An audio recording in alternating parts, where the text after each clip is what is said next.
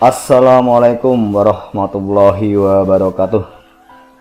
Halo anak-anak sekalian, khususnya kalian yang saat ini duduk di kelas 10 MIPA semester 1. Pada kesempatan kali ini Bapak akan menjelaskan bagaimana kita melakukan simulasi penjumlahan vektor dengan menggunakan VET simulator.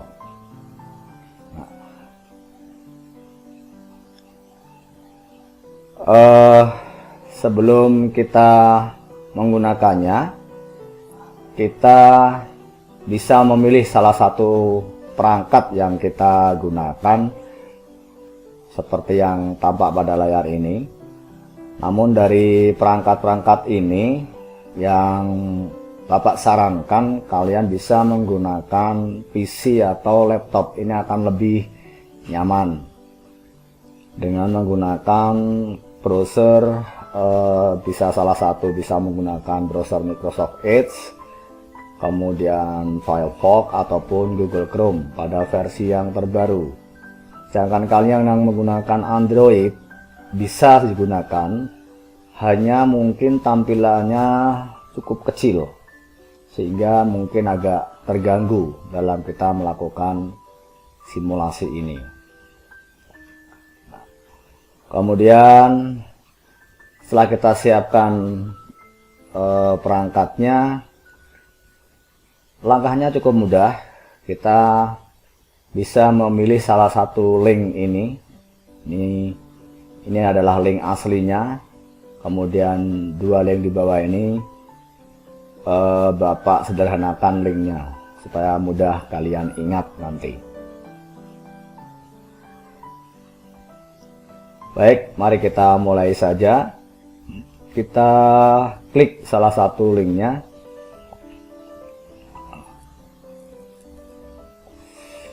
Maka akan tampil seperti ini. Jadi VET simulator ini adalah salah satu produk simulator dari Universitas Colorado yang sangat membantu kita untuk melakukan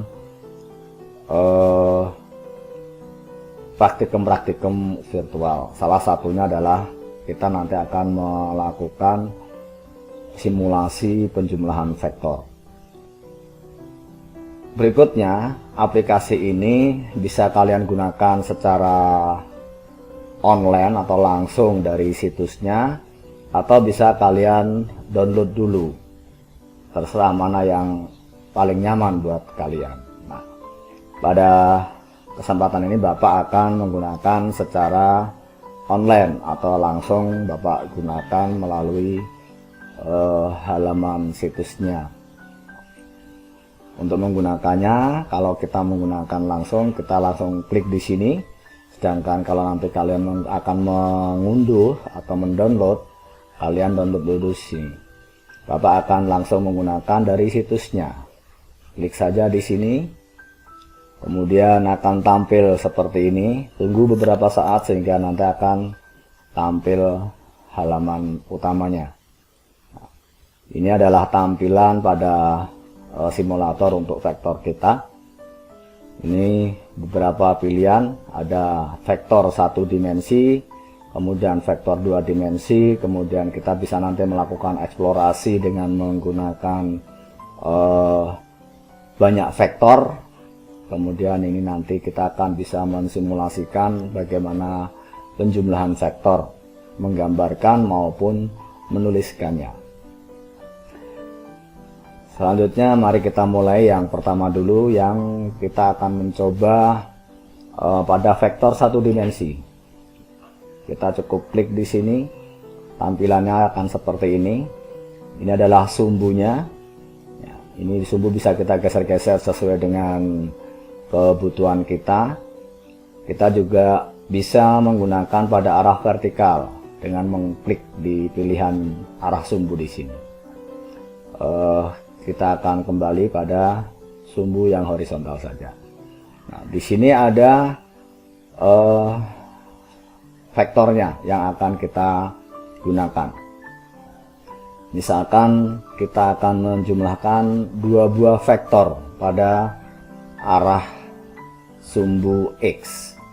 Kita cukup klik di sini, kita bawa ke sana. Nah, ini nilainya juga bisa kita rubah-rubah. Misal kita akan menjumlahkan vektor A ini misalkan 10 satuan ke kanan. Kemudian kita pasang lagi vektor yang kedua, vektor B. Misalkan saja kita buat arahnya ke kiri. Misalkan saja di sini adalah 20 satuan. Nah, di sini akan kita lihat berapa vektor A plus vektor B yang arahnya ke kiri ini. Kita langsung bisa melihat arah resultannya dengan mengklik menu ini. Nah, akan tampak. Nah, ini bisa kita geser-geser juga, tetapi tidak akan merubah harganya karena ini adalah hasil resultannya. Sekarang mari kita lihat nilainya. Bisa kalian baca di sini atau bisa langsung dibaca pada vektornya. Jadi di sini vektor A adalah 10 satuan ke kanan, vektor B adalah 20 satuan ke kiri. Maka resultannya nanti adalah sebuah vektor yang panjangnya 10 satuan ke kiri. Mudah bukan? Selanjutnya kalau kita akan memulai dengan vektor yang lain, cukup klik tombol reset ini. Nah, baik, sekarang kita akan mencoba mengeksplor untuk vektor 2 dimensi. Kita klik saja pada bagian bawah ini, ada explore 2D atau 2 dimensi. Nah, ini sumbunya. Sumbu ini juga bisa kita geser-geser. Ya, kita bisa menggesernya ke kanan, ke kiri, ke atas, ke bawah sesuai kebutuhan. Nah, baik, misalkan kita akan menjumlahkan sekarang 3 buah vektor yang berbeda-beda. Misalkan ini adalah vektor A yang arahnya bisa kita ubah-ubah. Misalkan ini vektor A, panjangnya adalah 18 satuan. Ini adalah sudut yang ditunjukkan. Tetapi nanti kalian bisa melihat juga besarnya sudut langsung di sini, yaitu sekitar 33,7 derajat. Kemudian nilainya bisa langsung kita klik di sini. Nah, berikutnya kita akan menambahkan vektor yang kedua. Misalkan saja vektor yang kedua ini kita pasang di sini misalkan. Nah, yaitu ini vektor A, ini vektor B. Nilainya juga akan nampak di sini. Vektor B sudutnya sekitar 13 derajat, 11,3 derajat. Atau bisa kalian atur sedemikian rupa, misalkan saja ingin mendapatkan vektor yang nilainya kita sesuaikan. Oke. Nah, ini saya akan coba sembarang saja. Kemudian vektor yang ketiga, vektor C, ini akan Bapak pasang ya, arahnya misalkan saja ke sana. Ya. Ini adalah sudutnya terhadap sumbu X positif. Nah, sehingga kita punya 2 buah vektor, vektor A, vektor B, vektor C, yang arahnya sudah nampak pada ini.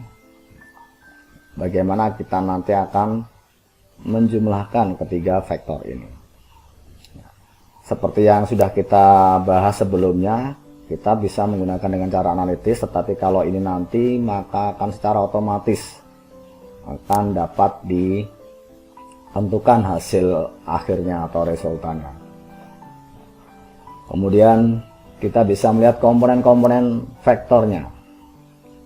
Ini kalau kita akan melihat komponen vektor pada sumbu X dan sumbu Y.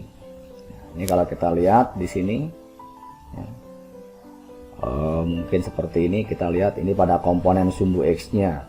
Ini adalah komponen vektor A pada sumbu X, komponen vektor B pada sumbu X, dan komponen vektor C pada sumbu X. Yang ini adalah komponen pada vektor Y-nya, atau bisa langsung kita lihat seperti ini. Mana yang nanti akan lebih memudahkan kalian. Nah, setelah kita tahu vektor-vektornya, untuk mengetahui resultan vektornya, kita cukup mengklik saja di sini menu sum ini atau jumlah atau resultannya. Nanti akan kita dapatkan vektor baru, resultannya ini biru. Akan kelihatan bertumpuk bukan? Tapi bisa kita geser untuk melihat resultannya nanti berapa. Ya, akan kelihatan di sini bahwa resultan ketiga vektor tadi adalah 32 satuan dengan membentuk sudut 51,3 derajat. Mudah bukan anak sekalian, sehingga kita tidak perlu lagi menghitungnya, sistem yang akan menghitungnya. Nah, ini adalah resultan dari ketiga vektor tadi. Nanti kalian bisa mengeksplornya dengan berbagai macam besar dan arah. Ini kalau ini Bapak ubah, maka dia juga akan menghasilkan resultan yang berubah juga secara otomatis. Baik, kita akan mencoba menggunakan menu yang ketiga, yaitu pada menu lab di sini. Misalkan kita akan menjumlahkan beberapa vektor, sama ini juga. Ini Bapak akan putar ke sana. Nah, misalkan saja seperti ini. Ini adalah vektor pertama. Ini vektor kedua, mari kita lihat berapa nilainya. Nah, kita bisa melihatnya.